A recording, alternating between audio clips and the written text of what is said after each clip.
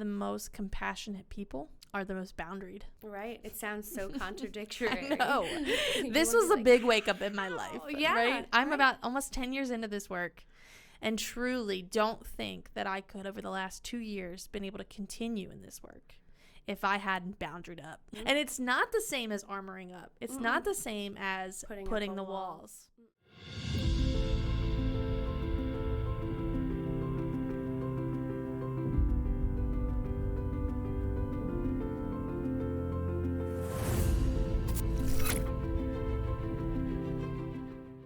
All right. Episode 8, the finale. From feelings to freedom. It's the finale. So in this episode, we're going to be talking with Katie about faux feelings, authentic feelings, boundaries, values, and how to make all of that work for you.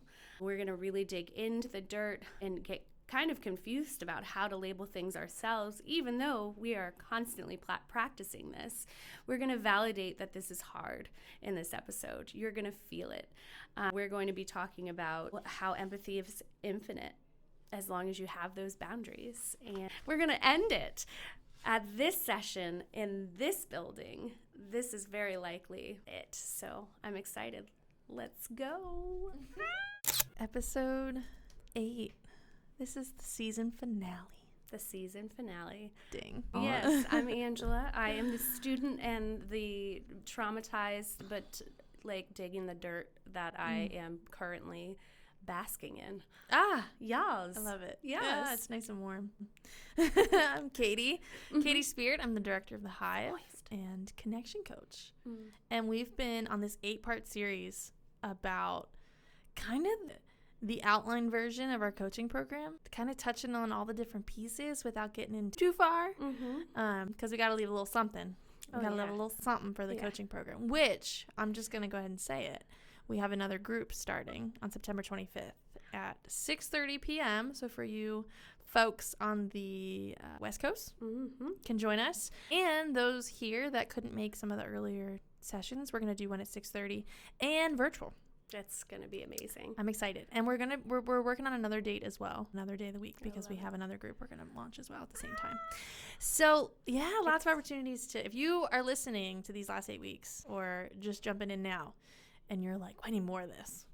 I need to get in the dirt, get down in there in the soil with us, then lots of opportunities. There's no better place. Let's do it. It's nice and warm. It is. Join us. Join us. I just want to back up for a second. We've talked about attachment science. We've talked about emotion regulation. We've talked about behavior. We've talked about judgment. We've talked about your nervous system last week, right? Angela stuck her head in a bucket of ice water. If you missed that episode, go back, rewind, check it out. I said this at the end of last episode, but everything that we've touched on so far is going to mean so much more when you're super clear on your values and your boundaries. Because, of course, you would want to know more about your attachment. Of course, you would want to know how to be, not be the block parent, right, with your kids. Of course, you would want to learn how to do that power with dynamic, how to show up in that capacity in relationships. Of course, you would want to if you're super clear on what your values are, because all of that's going to start, it creates alignment, right? Beating them up. Last day to beat up the mic. Yeah, so there becomes this alignment. So then you start craving this stuff, right? Then you're like, sign me up, get me in the coaching program, because I'm really clear that for example, my relationship with my child is the strongest value for me, right? Having a solid, open communication, that kind of relationship with my child is of utmost importance to me. And so therefore, I'm into this. Like, let's dive in, right? It's internal motivation, right? It's nobody's forcing you to do this. Nobody's forcing you to dig deeper. There's this internal motivation attached. And that's why I want to talk today about values and boundaries. Well, also, I think we should also talk about feelings today too. Right. Weave that into everything we do. Yeah. So let's take a step back real quick. How are you feeling today? Right now, I was feeling pretty confused and perplexed about the printing and how that was working. But that was through a little sweat in the pits. Okay. But otherwise, like, once it was figured out, and once you got here, it was like, cool. You were my ice bucket. Aww. I felt neutral and not as sweaty when you showed up. So that's where I'm today. I feel like it's a good, I've been feeling pretty relaxed today, which is not a feeling that I normally in. It's not normal. But it was a good morning. So that's good. It helped. That sounds awesome. How are you? Yeah. I know. I'm sorry. No, I can't relate, but no relaxing. No. I mean, once we get in here, when we put these headphones on and we get into it, I don't know. It's doing some vagus nerve strengthening for me, just having this dialogue with you. So that's cool. I'm kind of snapped out of what I was when I walked in the room, which is really cool. But certainly when I walked in, it was like running from one place to the next, that overwhelm, frustration, just, I don't know, when you're running late and you've had a million different, every hour today, my brain has had to switch to a different topic. And so I just feel a little bit overwhelmed in that perspective. But right now, I feel okay. So the room was your ice bucket. Yeah. Kind of reset. Yeah. This coaching container that we've created it's a good reset. So hopefully people listening will feel that when they're listening too. I hope so too. Yeah. It's a nice feeling. Yeah. So real quick, let's start at feelings, because this kind of will weave in a lot of what we talked about.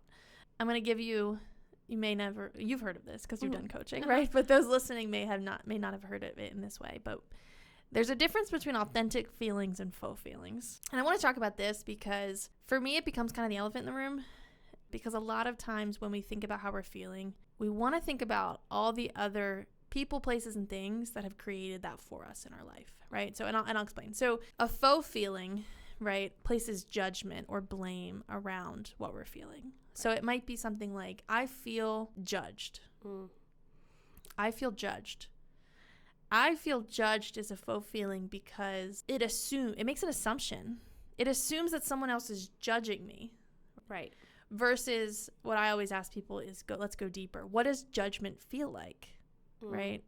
So instead of saying I feel judged, it might be I feel isolated, right? I feel lonely. I feel shamed. I feel shameful, right? Or fill in the blank, right? But when we take it a step further and we can say what that actual faux feeling, that authentic feeling underneath of that, which let's just go with shame. I feel judged, translated to I feel shame. And then I like to take it a step further that says because I need what, right? Yeah. So when I feel shame because of judgment, maybe I say I feel shame because I need your validation, right? Or I feel shame because I need you to hear me. I need to feel heard by you. Right. And you see how that could feel like judgment. Right. But you're taking that responsibility away from, you're not making them responsible for the feeling. Instead, you're saying, this is my authentic feeling. Yes. And this is how you can help me through it. Yeah. And I think, okay, so let's think about it in a relationship. Let's just go with that one. I feel judged, right? Translated to I feel shame because I need to feel heard by you, right? Let's just say, or seen by you, right? If we say this in a relationship, right? I feel like you're judging me, right? I feel judged by you. So different then. So different. Right? Think about the person on the receiving end of that. Knee jerk. I'm not judging you. What are you talking about? Yeah, why would you say that? Why would you say that? Why do you keep saying that? What did I do? Putting that on that other person. And so when we can show up and say, hey, I feel a little bit of shame because I feel like you're not seeing me. I feel like you're not hearing me in the way that I want you to, right? Maybe that judgment piece comes out at some point, but by leaving it at that layer, it allows them an opportunity, right? Now something in them is going to say, am I seeing you? Do I hear you? If they are judging you, that probably will come out. Right. But that allows them to have their own narrative and to fill that in. And you get yours. You get to feel shame because you don't feel seen and heard. You get to do that. Right. And they get to have their authentic experience too. That would be the key to preventing 90% of any relational dispute. Yes. Because that's just where we go. Yeah. I feel disrespected. I feel judged. I feel fill in the blank. It's like I feel misunderstood. Yes. Right. Yeah. Most of the time they end in ED or start with MIS. The words themselves, not always, but a lot of times. So judged, blamed, misunderstood, misrepresented. Yeah. So you think of these words that each of these words requires somebody else's behavior. right? And when we really get in authentically to an awareness about what we are feeling, that is completely separate. I feel sweaty because I need cash for this printing machine. Right. And I feel nervous. I guess it would have been. Nervous. I was very nervous Yeah.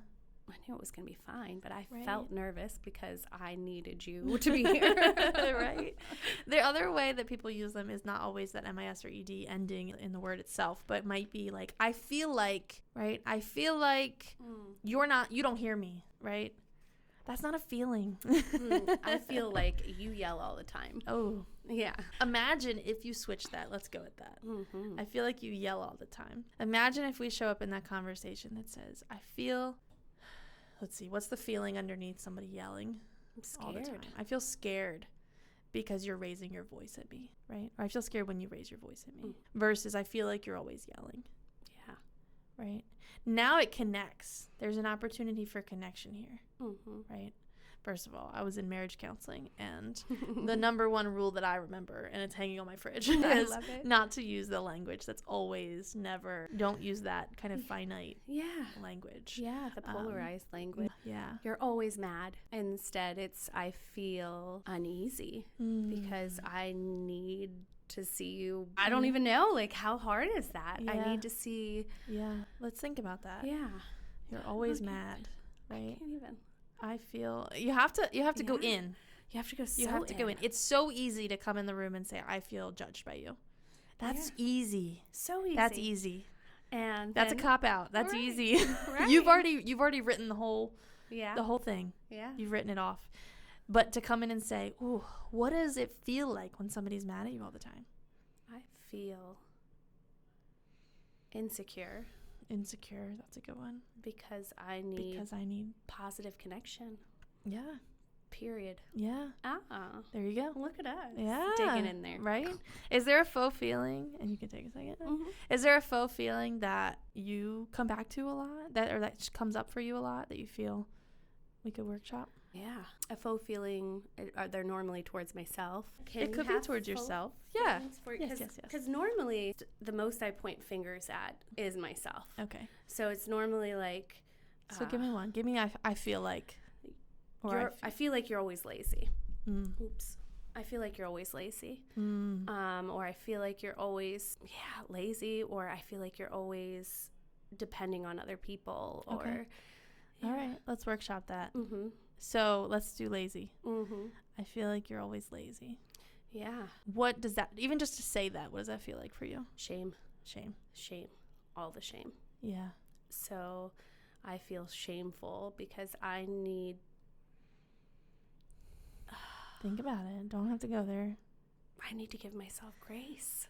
To be honest. Yeah.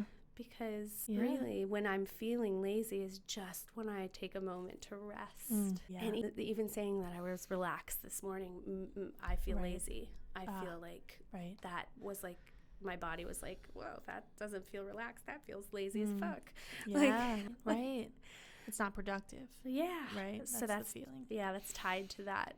Yeah, so I feel lazy, translated to I feel shame because I need to give myself grace. Right? That can help you turn that narrative. How easy would that be to say to yourself rather than, why are you so fucking lazy today? Yeah. And even if you sat and said, I feel shame because I need rest, right? I feel shame because I need rest. And then filling in with, I need to give myself grace, right? Yeah.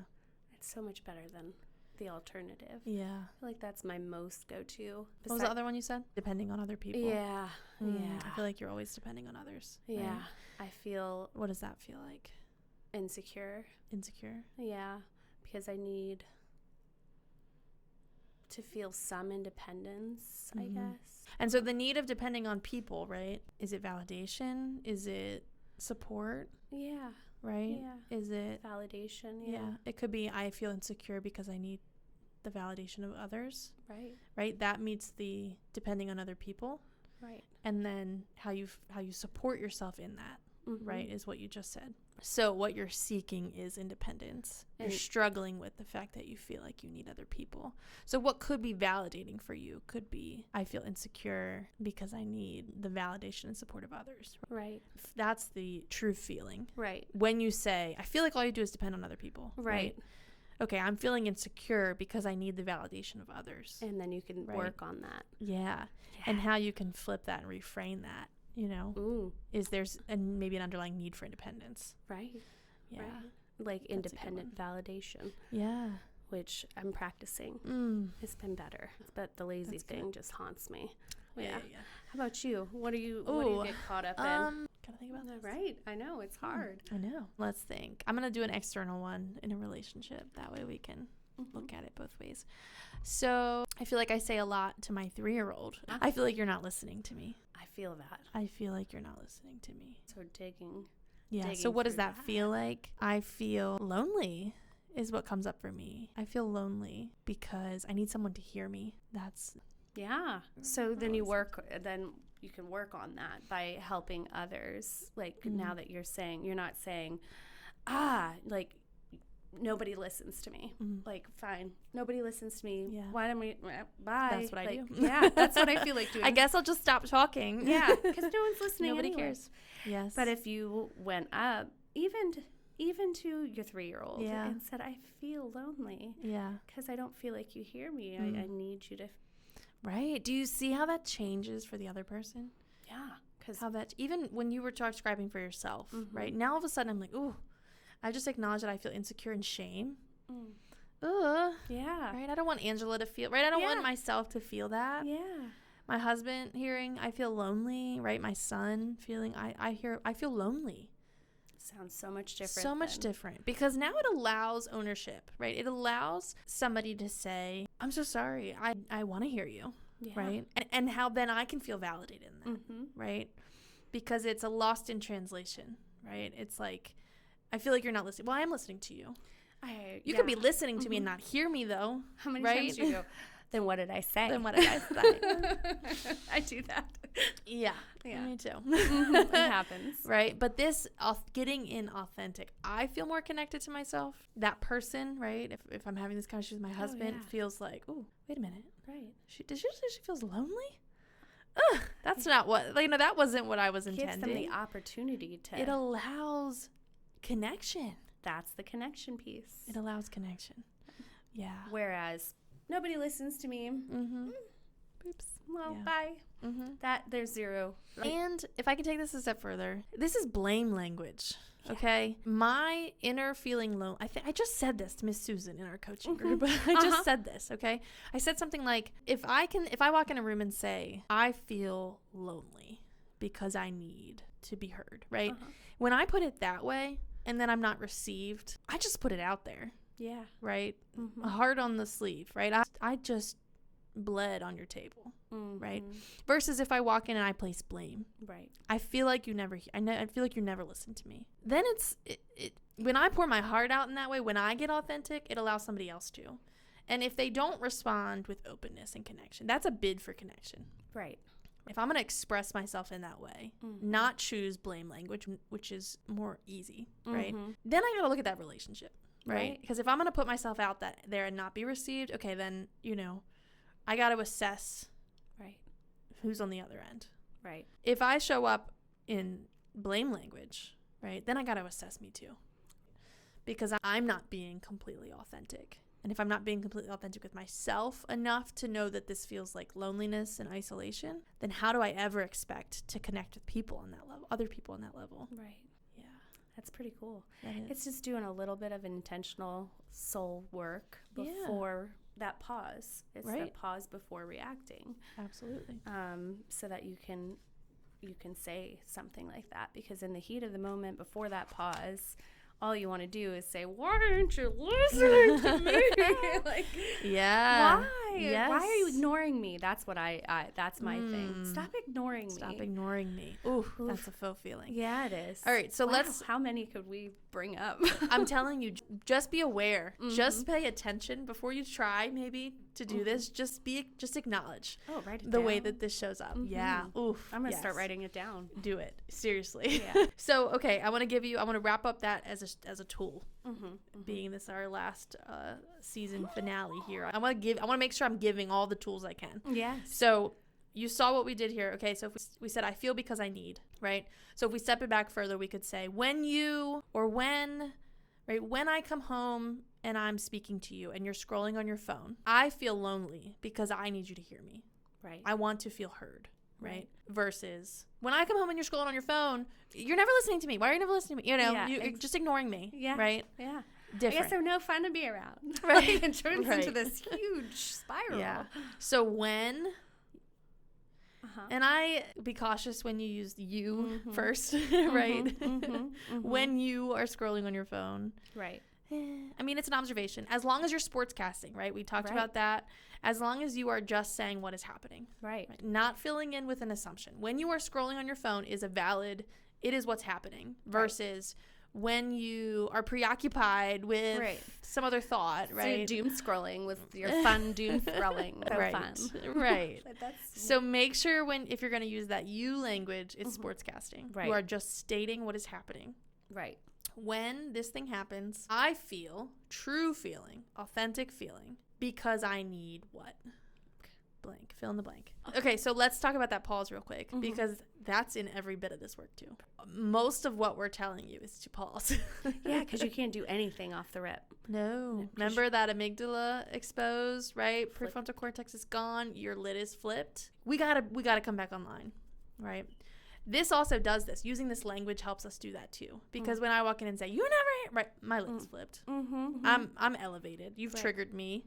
I'm now a victim to my reactivity. I'm going to throw in everything I've told you for the last 8 weeks. Right? My lid is flipped. I need to come back online. Right. And digging into my authentic feeling is going to help me do that. Because it forces the pause. Yeah, right? So we talked last week about anchoring.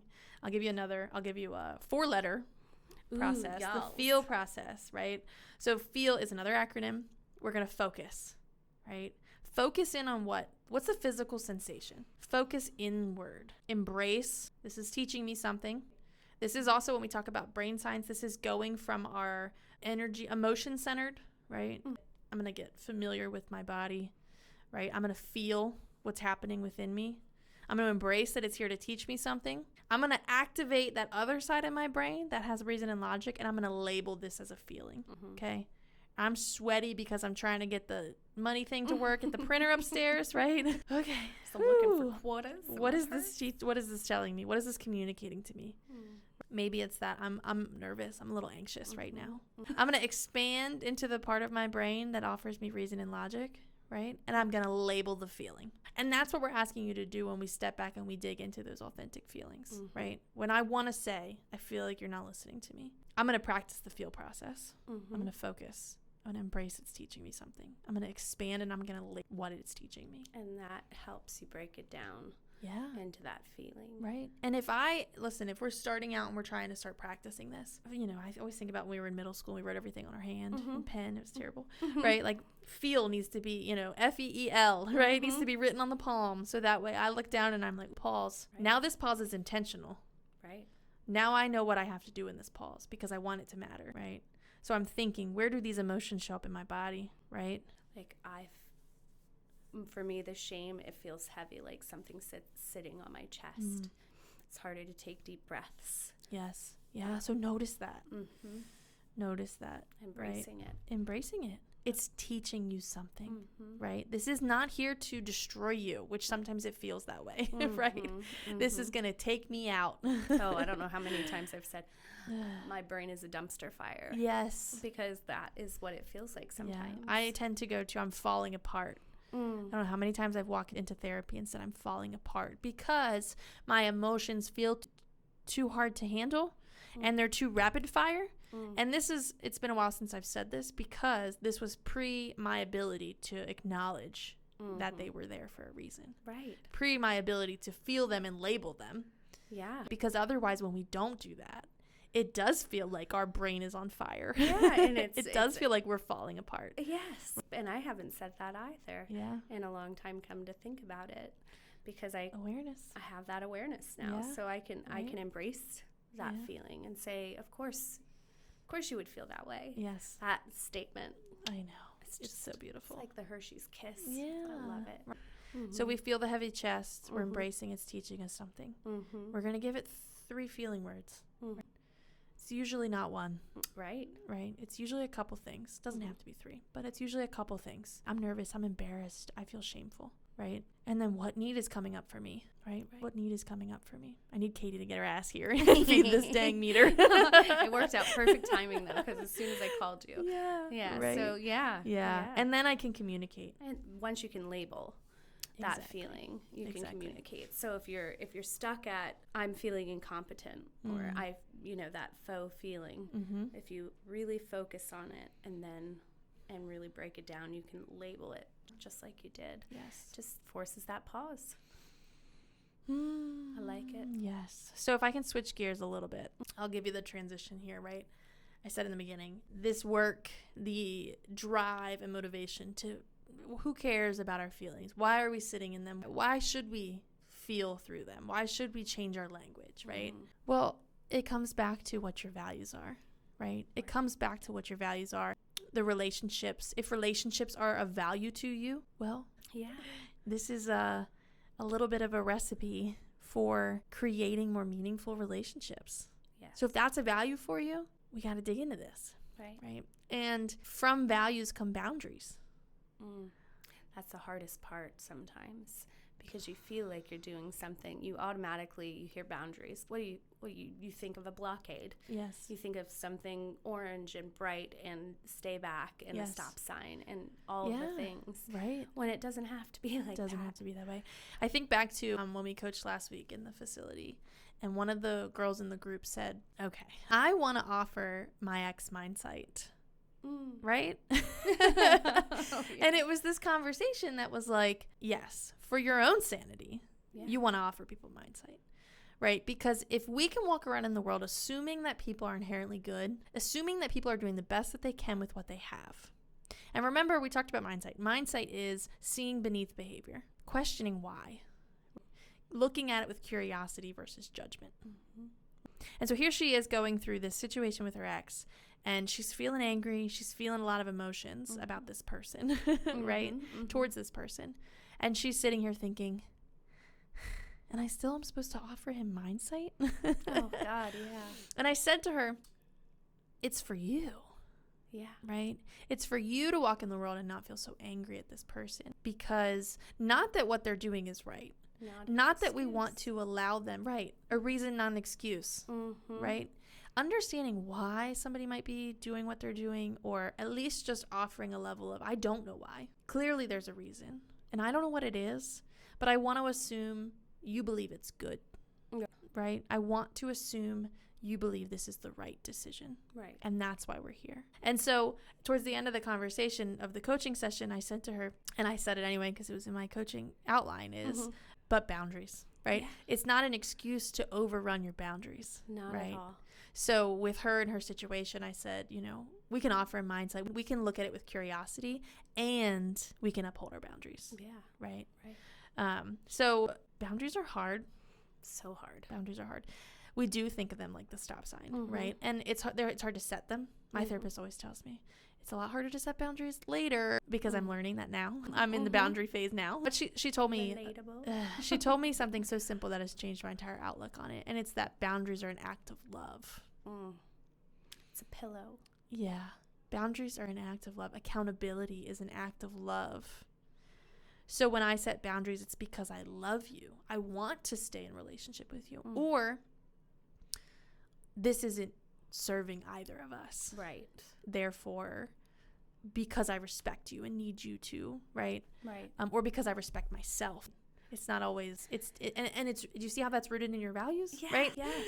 When we start setting boundaries without acknowledging what our values are, then we're setting those boundaries that look like the stop sign, right? That look like the caution tape, that look like that are scary and hard to hold up and right.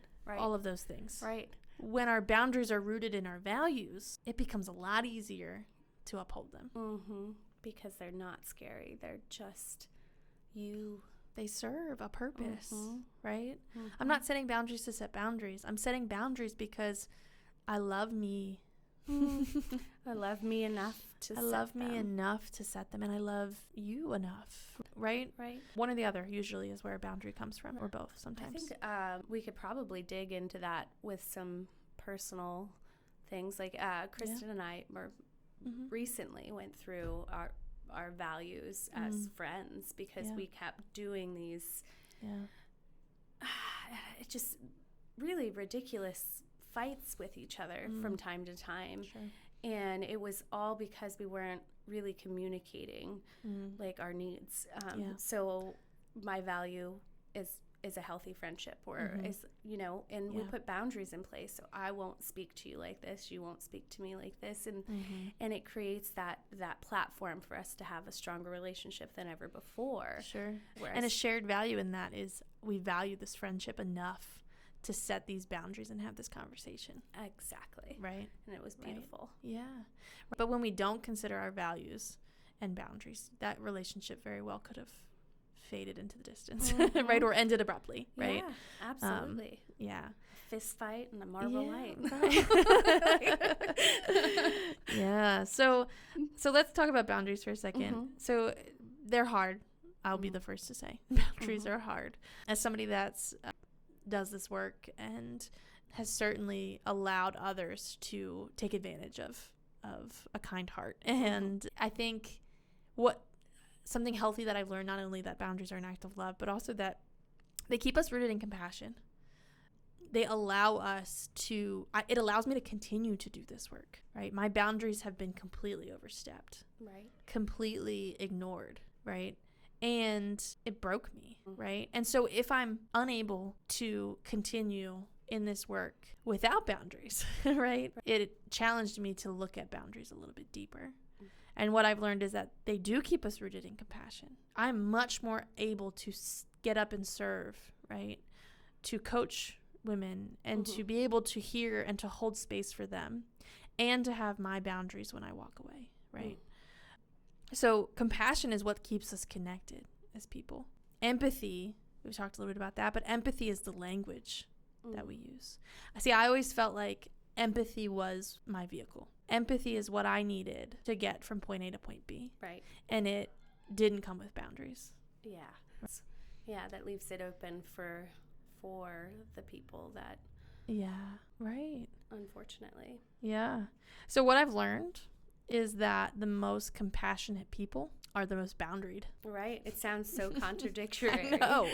This was a big wake up in my life. Yeah. Right? I'm about almost 10 years into this work and truly don't think that I could, over the last 2 years, been able to continue in this work if I hadn't boundaried up. And it's not the same as armoring up. It's not the same as putting the walls.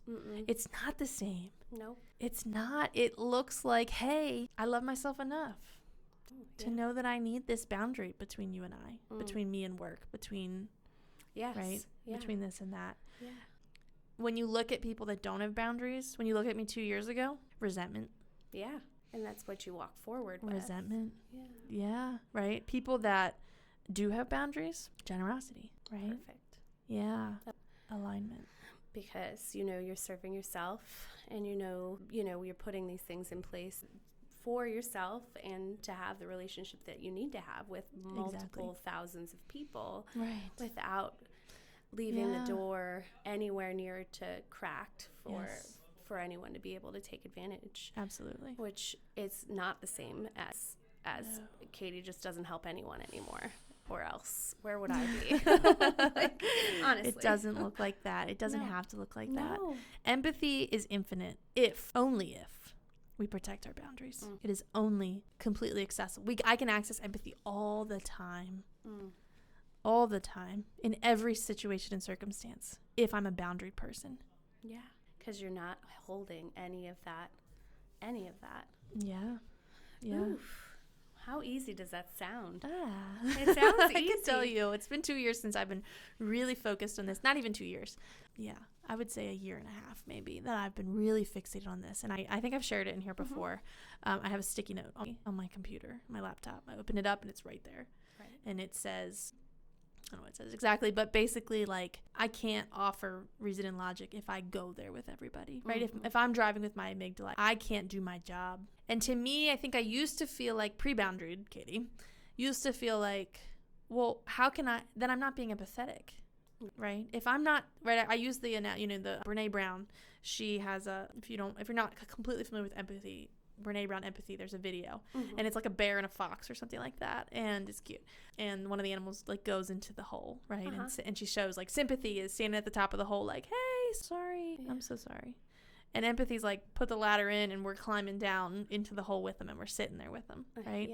That's empathy, and I can give that infinitely. I can sit in the hole with you infinitely if I carry boundaries, if I have that something around me that says, hey, I will be here with you, I will be empathetic towards you, and I will use compassion to offer you resources. And I need reason and logic to be able to do that, right? So now, but I used to be confused by that. I used to feel like, well, I must not be empathetic enough if I'm not, sitting on the sidewalk, just going there with you, right? Do I even care? Right. But it's gotten me so much further, taking a step back and saying, yeah, I care, and I'm going to offer empathy for people, and I'm going to offer myself what I need, right, to be able to get up and do the work and keep myself accountable, keep them accountable. Right. But without boundaries, that doesn't happen. Right. Well, so, and also you, with that whole I feel I need, and in connecting with people, you can really, in finding those relationships where the boundaries are different, because you can discern really at that point who's worthy of Angela half boundaries versus Angela full boundaries. Right. And that really changes your confidence in relationships and your ability to do this, because before boundaries, everybody's grouped together. Everybody's the same. Yeah. Everybody's the same in your head. And then with boundaries and with this language, you can really discern. Yes. Yeah, it's pretty cool. Yeah. So if I think about what relationships got healthier because I set boundaries, the first one is my own, is the relationship to myself. Yes. Way healthier. The value that I place in myself now, right? And that has led to those boundaries that protects my peace. And you need to. Yeah. Because you can't help the thousands if you're not helping the one. It's all the puzzle pieces are sliding right together. Every piece of everything that we've talked about is just fits in like a glove. Like a glove. Yeah. So I said without boundaries, resentment. Right? Yeah. I've certainly lived in resentment.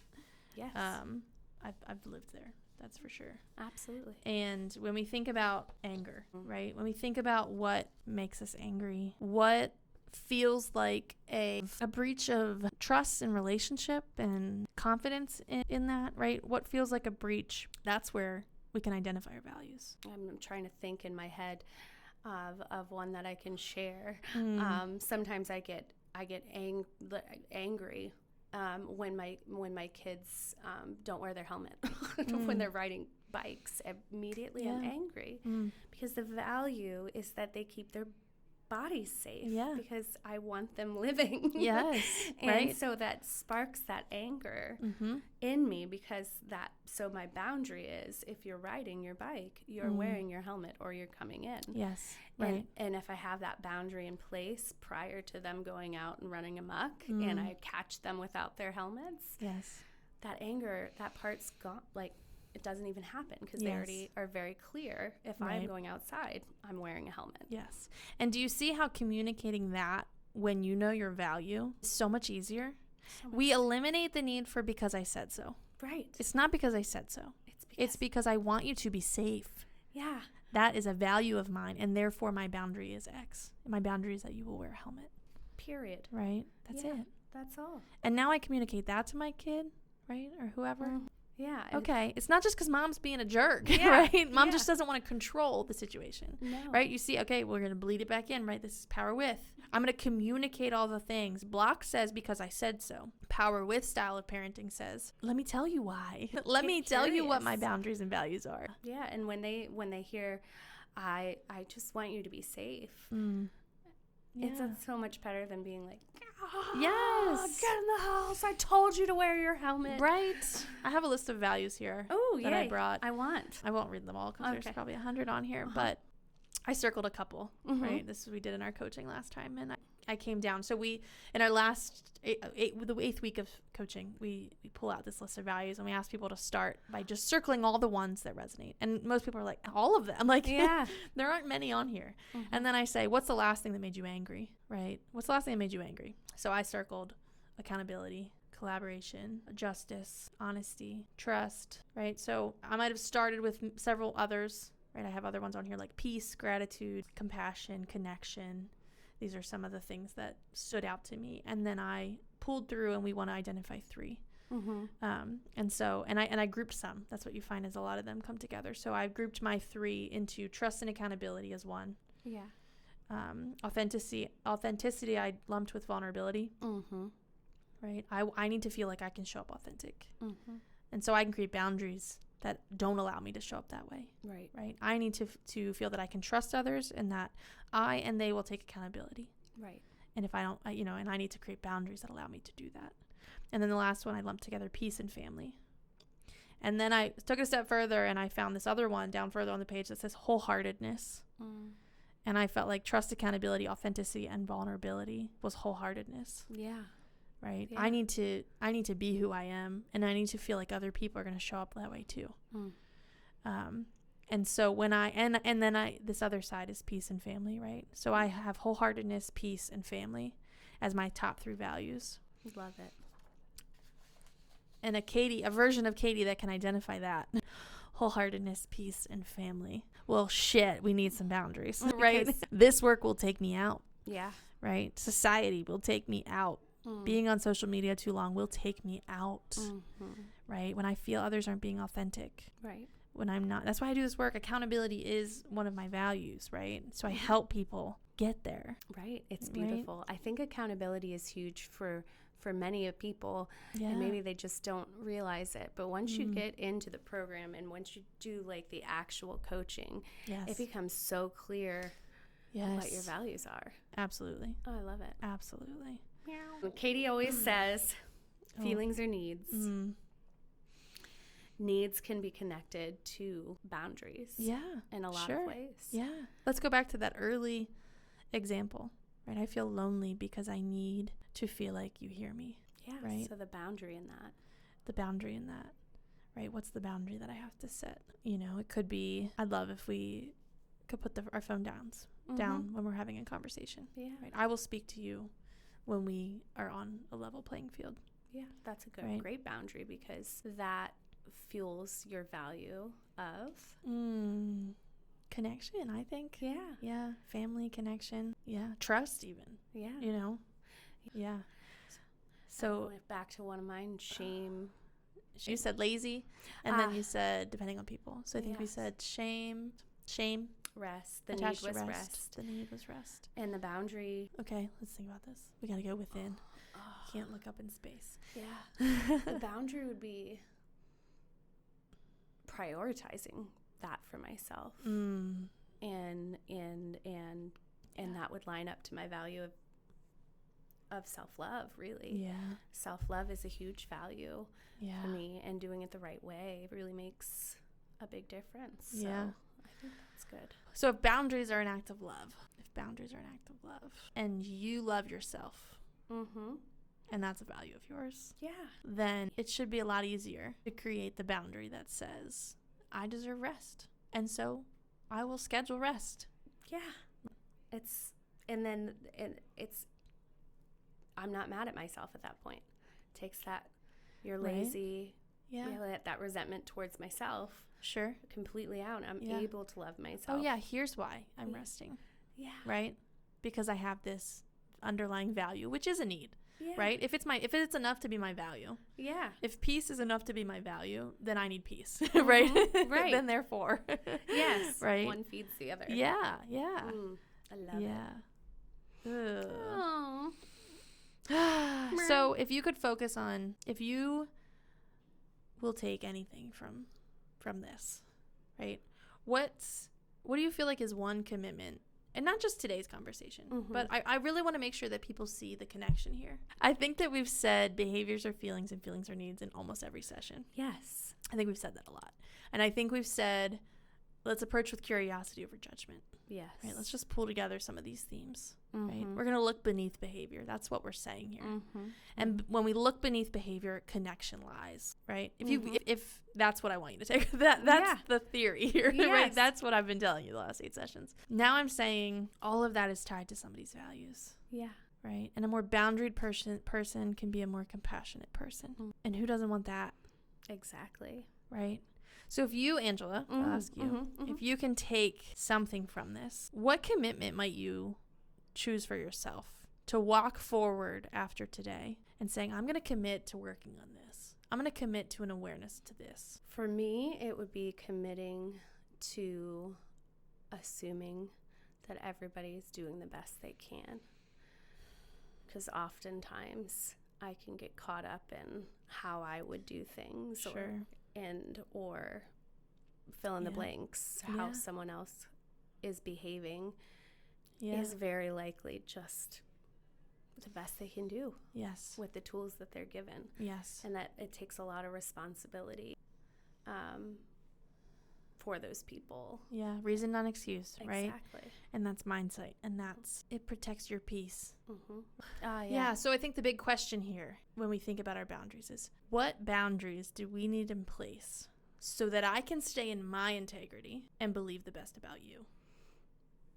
Oh, that's hard. Right? Yeah. Right? Yeah. Right. So if I'm stuck in, I want to believe the best in other people, even when it's really hard. The girl that we're coaching and her ex-husband, right? Her questioning, offering mindsight is cool because at least she's questioning it. Right. And that's it. If I live a life where I believe that people are ill-intentioned, people are out to get me, people are doing things because they want to be destructive in my life, right? Mm-hmm. I'm not saying it's not true, Yeah. but if I walk in the world that way, how then can I stay in my own integrity? How can I stay aligned to my values, which might be peace, which might be compassion and connection? So when I'm thinking about my boundaries, I have to look at what do I need in place? Because inevitably you're going to push me to feel like you're doing something ill-intentioned. Inevitably people are going to do that. And so boundaries allow me to protect those values, right? Because I need to stay in integrity with me. I need to stay in alignment with me. So I'm going to use my tools and I'm going to set boundaries so that I can believe. Even for me, it's been one of those like, okay, I'm just going to tell myself we believe this. Right. And let's see how that changes the narrative. Yeah. Right? I might question it. Sure. I might question it.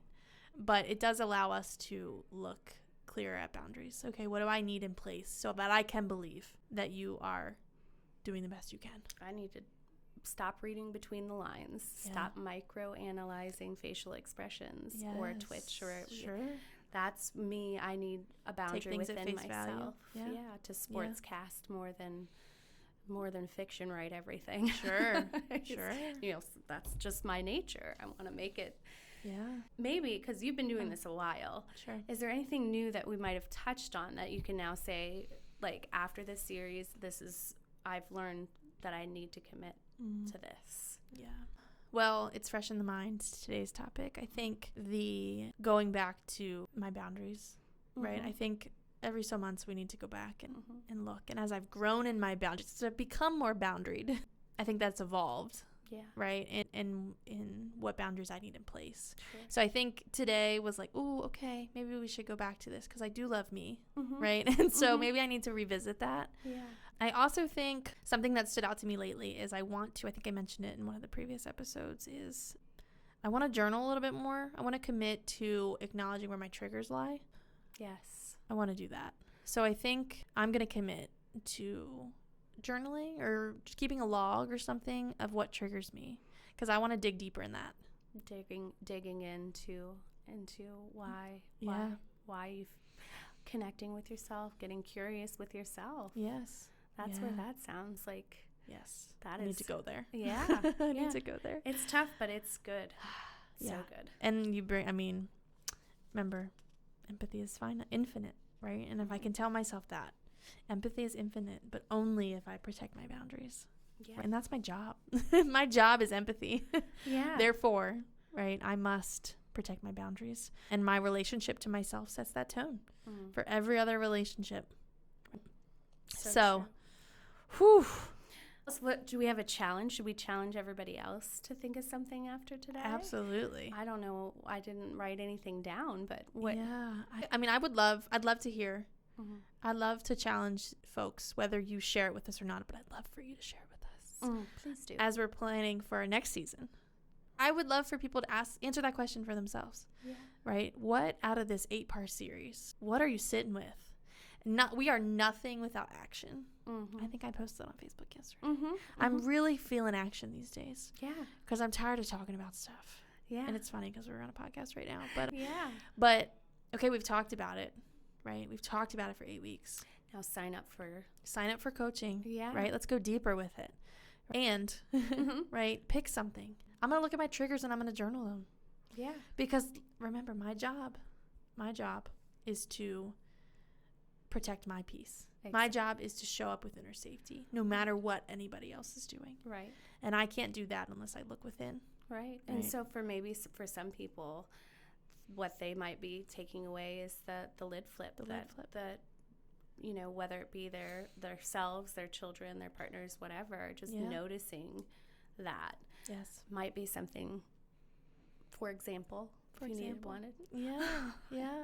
Yes. I love But definitely sign up for coaching. We have some sessions coming up. Dig Reach in out that to dirt. us. Yeah, you can. We can put maybe my contact information. Yes. Here. Right over. Wait, hold on. Right between us. Okay. We'll just hold it. Here. Hold it. There. And Contact information. I feel like I'm like, subscribe below. Subscribe right here. Here's all the info that you need. But yeah, it's, reach out. It's so good. Reach out. Yeah. I can't wait to see what the next season has for us. I feel many exciting activities and things that we can really just have fun with. And let us know. Let us know what you want. Yeah. Right? Let us know where we go from here. I love that. All right. Yay. We did it. I don't know. This is cool. Whoop, whoop, whoop. We're glitched. Whoop, whoop, whoop. Why can't I do 2 hands at once? I'm just going to keep going. You're doing it right. I'm having the issue. All right, Katie, we're signing off. That's it. Peace out, Girl Scout.